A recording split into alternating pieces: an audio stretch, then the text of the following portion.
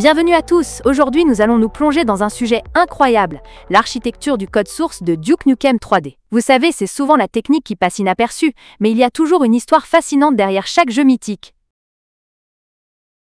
Ouh, tu veux dire que Duke Nukem 3D a vraiment changé la donne? C'est dingue, je ne savais pas que Ken Silverman avait créé le moteur à seulement 17 ans. Ça me rappelle tous ces jeunes prodiges qui codent dans leur garage, c'est comme un vrai rêve devenu réalité.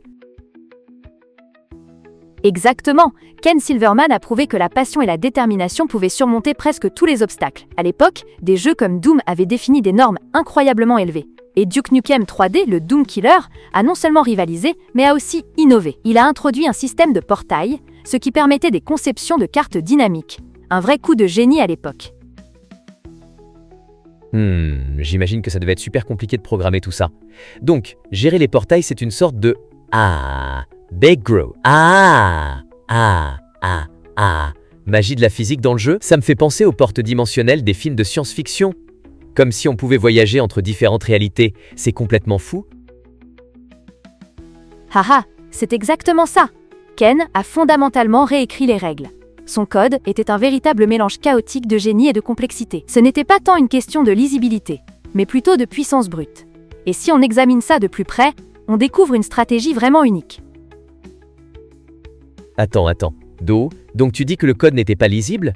C'est comme si on avait un super ordinateur qui sait pas comment parler avec les gens, non? Ça doit rendre la vie des développeurs, sacrément difficile. C'est tout à fait ça. L'organisation était essentielle. Ken a utilisé une bibliothèque statique binaire intégrée par 3D Realms, ce qui a aidé à définir comment les systèmes interagissaient. Mais ouais, la lisibilité n'était pas leur priorité, offrant malgré tout une performance énorme. Donc ça devait rendre le débogage, un vrai casse-tête. J'imagine juste les développeurs assis là, essayant de décoder un labyrinthe de code. Ça me rappelle la fois où j'ai tenté de résoudre un mystère dans un escape game, sauf qu'à la fin c'est juste un bug à trouver. Haha, c'est une comparaison brillante. En fait, cette tendance à privilégier la performance au détriment de la modularité et de la flexibilité se voit dans leur évitement de la programmation orientée objet. Ils visaient une fluidité que les joueurs attendaient, malgré les limitations technologiques des années 90. Ouais, mais du coup, est-ce que ça a impacté la façon dont les jeux étaient conçus à ce moment-là? Je veux dire, si c'était un tel succès, ça doit impacter d'autres développeurs, non? Absolument! Duke Nukem a mis en avant une nouvelle façon de concevoir le rendu qui a inspiré d'autres jeux à prendre des risques similaires.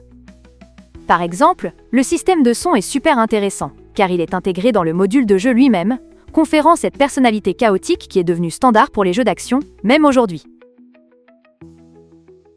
Alors au final, ce qui reste du jeu, c'est l'expérience, et pas forcément la propreté du code, n'est-ce pas? Ça me rappelle un peu le monde de l'art où parfois, c'est le désordre qui apporte une vraie beauté, même si ça semble fou. C'est une comparaison pertinente. Ce que les joueurs retiennent, ce n'est pas l'élégance du code, mais la personnalité et l'expérience offerte par le jeu. Cela rappelle que parfois, le design ludique doit transcender l'architecture.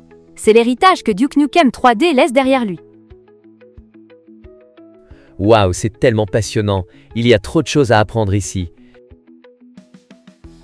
Et nous n'avons même pas encore abordé tous les détails techniques. Le monde du développement de jeux est aussi fascinant que les jeux eux-mêmes. Ah vraiment? J'ai hâte d'en savoir plus alors. C'est comme une aventure dans un monde de code et de créativité.